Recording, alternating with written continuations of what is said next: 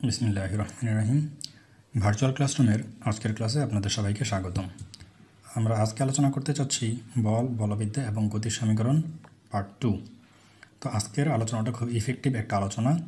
এখানে আমরা বেগ, ত্বরণ বা আমাদের অন্যান্য যে কোয়ান্টিটিগুলো লাগবে এগুলোর বিস্তারিত আলোচনা করে আমরা দু একটা সূত্র অ্যানালাইসিস করার চেষ্টা করব বা আমাদের রিকোয়ারমেন্ট সূত্রগুলো আজকে জেনে যাব আশা করি। তো ফার্স্টে আমরা দেখি বেগ। আমরা বেগ নিয়ে একটু আলোচনা করছিলাম।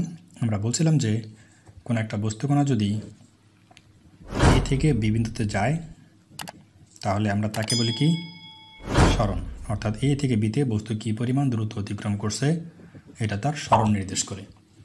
ফর এক্সাম্পল আমরা ধরে নিলাম এ থেকে বি এর দূরত্ব হলো 10 মিটার। তাহলে এ থেকে বিতে যাইতে যেই বস্তুকণাটা আছে এর যদি সময়ের পরিমাণ লাগে 5 সেকেন্ড, তাহলে 5 সেকেন্ডে বস্তুকণাটা এ থেকে বি বিন্দুতে গেছে। এর মানে এইখান থেকে আমরা বেগ বের করে ফেলছিলাম ভি সমান সরণ ভাগ সময়। আচ্ছা, এটাকে যদি আমরা বারবার না লিখে সূত্রের মাধ্যমে রূপান্তর করে ফেলতে চাই, সরণকে আমরা এস দ্বারা প্রকাশ করে বলে আসছি। এই যে ভি দ্বারা আমরা বেগ প্রকাশ করতেছি, এটা আমরা এখনই চলে আসবো আলোচনায়। আর সময়কে টি দ্বারা প্রকাশ করা হয়। তাহলে আমরা লিখতে পারি ভি সমান এস বাই টি, যেখানে এস নির্দেশ করে সরণ, টি নির্দেশ করে সময়। তাহলে এইখানে আমাদের সরণ হচ্ছে 10 মিটার, সময় হচ্ছে 5 সেকেন্ড। তাহলে আমরা যদি 10 মিটার বাই 5 সেকেন্ড করি আমরা পাই যাব 2 মিটার পার সেকেন্ড। এই এককের অ্যানালাইসিসটাও আমরা গত ভিডিওতে দেখছি কীভাবে এই এককটা আসে। প্রয়োজনে আমরা এটা এখন আবার বিস্তারিত আলোচনা করব, সমস্যা নেই।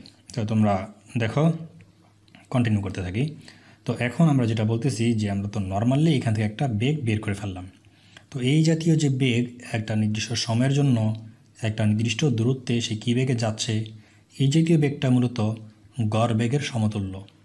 তাহলে এখানে আমরা যদি একটা তাৎকালীন যে বেগ পড়ছিলাম বা তাৎক্ষণিক বেগ দেখছিলাম সেটা যদি একটু দেখতে চাই, যে বস্তুকণাটা যখন এ বিন্দুতে ছিল তখন তার যে বেগ আর বি বিন্দুতে যখন ছিল তখন যে তার বেগ, এই দুটা বেগ সবসময় যে সমান থাকবে বা একই থাকবে তা না।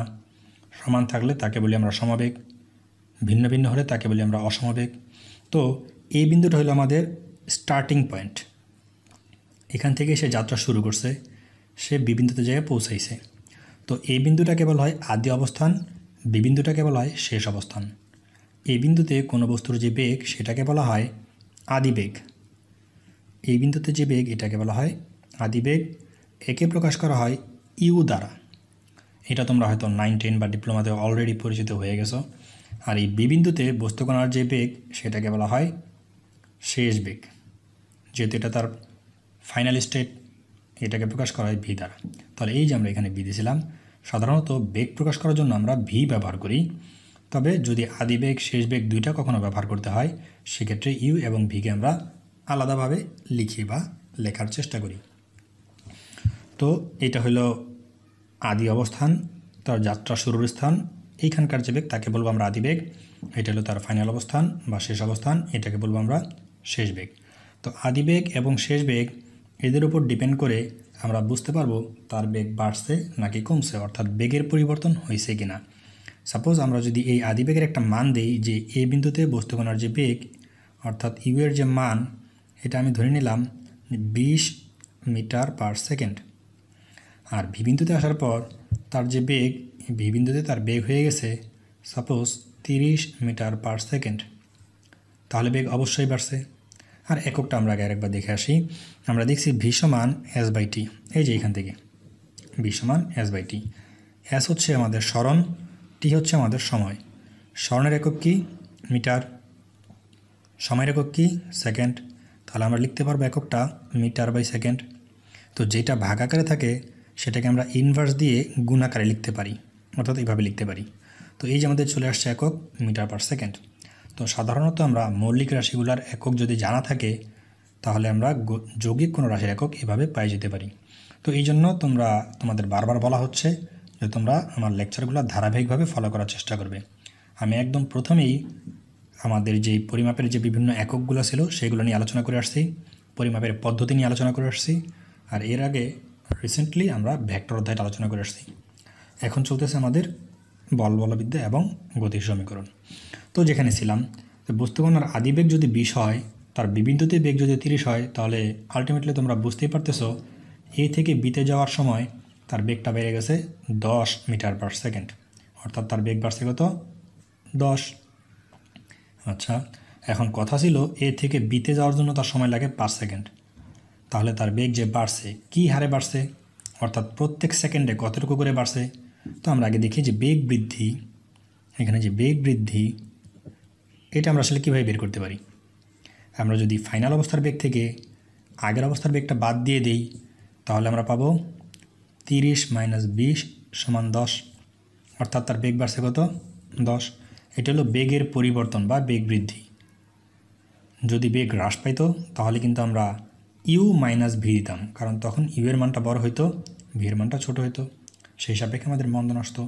অথবা তুমি যদি একই ফর্মেট ব্যবহার করো তাহলে মানটা আসতো মাইনাস।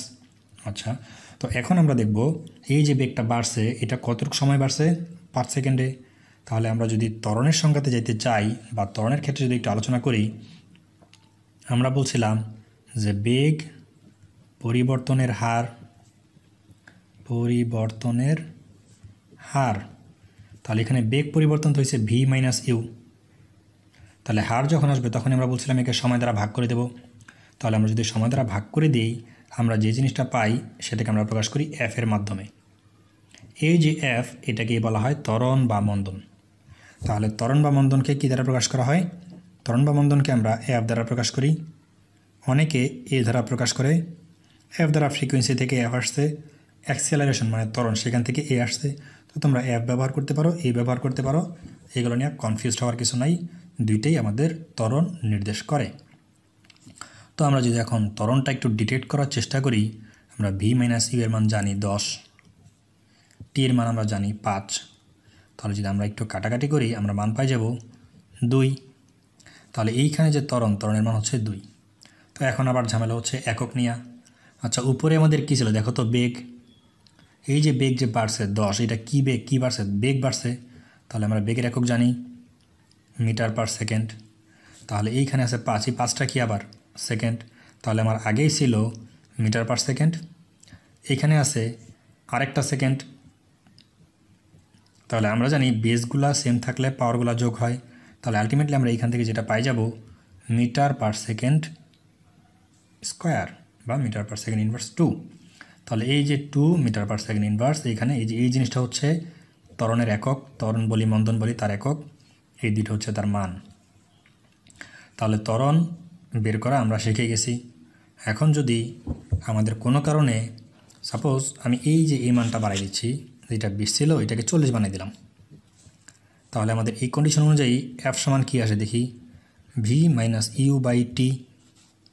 তাহলে আমাদের ভি এর মান এখন 30, ইউ এর মান আমাদের 40 ডিভাইড বাই 5, তাহলে এখন আসবে -10/5 সমান -2 মিটার পার সেকেন্ড স্কোয়ার। তাহলে এই যে এখন কিন্তু আমাদের মানটা চলে আসছে মাইনাসের, তাহলে এই জিনিসটাকে আমরা বলি মন্দন। বেগ বাড়লে তাকে বলি ত্বরণ, বেগ কমলে তাকে বলি আমরা মন্দন। তো আশা করি ত্বরণ মন্দন এই বিষয়টুকু তোমাদের একটু ক্লিয়ার হয়েছে বা আমি ক্লিয়ার করতে পারছি। তো এইখানে আমরা এখন যেটা দেখতে চাচ্ছি সেটা হচ্ছে, দেখো এই যে জিনিসটা লিখছি আমি, এইটাকে যদি আমি একটু আর গুণ করে দিই, এই পাশে যদি পাঠিয়ে দিই তাহলে কী লেখা যাবে, এফ টি সমান ভি মাইনাস ইউ। তাহলে আমরা ভি সমান কী লিখতে পারি, ইউ প্লাস এফ টি। কী চলে আসলো, ভি সমান ইউ প্লাস এফ টি। দেখো তোমাদের পরিচিত একটা ফর্মুলা চলে আসছে, আমাদের গতির অধ্যায়ে এই সমীকরণটা অনেক ব্যবহৃত হয় এবং হবে। আমরা যে অঙ্কগুলো করব এইখানে ভি সমান ইউ প্লাস এফ টি এই সূত্রটা অনেক ব্যবহৃত হবে। তো এইখানে আমরা বলে রাখি, আমরা সূত্রগুলো যখন লিখি তখন এমনভাবে লিখি যাতে সূত্রগুলো ত্বরণ এবং মন্দন উভয়ের জন্যই ব্যবহার করা যায়। যেমন মনে করো এই সূত্রটাকে আমি ভি সমান ইউ প্লাস এফ টি না লিখে লিখব ভি সমান U plus minus F T. এটা হলো আমাদের সার্বজনীন সূত্র। তাহলে এইখানে এই যে প্লাস এবং মাইনাস, এটার জন্যই আমি যখন ত্বরণের সংজ্ঞা দিয়েছিলাম সেখানে বলেছিলাম যে প্লাস হলে ত্বরণ, মাইনাস হলে মন্দন। অর্থাৎ কোনো একটা অঙ্কে যদি তোমাকে বেগের মাধ্যমে ম্যাথগুলো করতে বলা হয় তুমি অবশ্যই বুঝতে পারবে বেগ বাড়ছে না কমছে, অথবা মাঝে মাঝে সরাসরি বলাও থাকতে পারে যে এখানে ত্বরণ হয়েছে বা মন্দন হয়েছে। তো সেই সাপেক্ষে তুমি সূত্রগুলো ব্যবহার করার চেষ্টা করবে। যদি ত্বরণ আসে তাহলে প্লাস ব্যবহার করবে, যদি মন্দন আসে তাহলে এখানে মাইনাস ব্যবহার করবে। তো এইখানে ত্বরণ বা মন্দন সেই সাপেক্ষে যদি প্লাস মাইনাস ব্যবহার করতে পারো, এইখানে যদি আদি বেগের মানটা বসায় দাও, এইখানে যদি শেষ বেগের মানটা বসায় দাও, এইখানে যদি সময়ের মানটা তোমার জানা থাকে, তুমি ত্বরণটা ইজিলি পেয়ে যাবে। একইভাবে এই যে এখানে 4টা কোয়ান্টিটি আছে, আদি বেগ, শেষ বেগ, ত্বরণ বা মন্দন আর সময়, এই 4টা কোয়ান্টিটির মধ্যে যে কোনো 3টা কোয়ান্টিটি তোমার জানা থাকলে চতুর্থ কোয়ান্টিটিটা তুমি খুব ইজিলি বের করে ফেলতে পারবে। তো এই ছিল আমাদের আজকের আলোচনা। আশা করি এই জিনিসটা তোমরা খুব সহজে বা এবং ইজিলি বুঝতে পারছো, এবং এটা নিয়ে আশা করি কারো কোনো সমস্যা নাই। তারপরও যদি তোমাদের কারো কোনো সমস্যা থেকে থাকে অবশ্যই আমাকে নক দিবে, কমেন্ট সেকশনে হিট করবে, তোমাদের মতবাদ জানাবে। যদি কারো কোনো সমস্যা থাকে আমি চেষ্টা করব সেটা রিকভারি করার জন্য। তো নেক্সট ক্লাসের আগ পর্যন্ত তোমাদের জন্য অবশ্যই শুভকামনা থাকবে। দেখা হচ্ছে নেক্সট ক্লাসে। আল্লাহ হাফেজ।